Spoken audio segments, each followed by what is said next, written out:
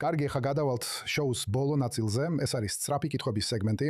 გაჩვენებთ 3 სურათს და მოკლედ მითხარით, რა პირველი აზრი გაგიჩნდებათ. პირველი სურათი, ეს არის სირიის პრეზიდენტი აჰმად ალ-შარა და აშშ-ის პრეზიდენტი ტრამპი თეთრ სახლში. ფიქრობ ეს ნამდვილად ერთ-ერთი საუკეთესო პოლიტიკა, რომელსაც პრეზიდენტი ტრამპი მისდევდა. ეს ნამდვილად დიდი კურთხევაა სირიისთვის, რადგან სანქციების მოხსნის გარეშე სირია აუცილებლად დარჩებოდა ჩამოშლილ სახელმწიფოდ. ახლა სულ მცირე სირიას შანსი აქვს. კარგი, ეს მეორე სურათია.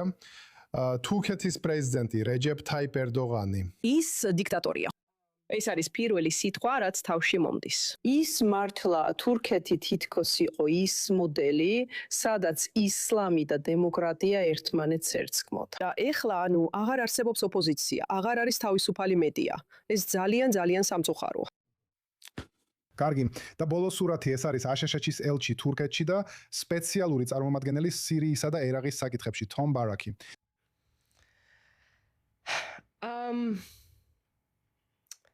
მას კარგი განზრახვები აქვს, ესე ვთქვათ.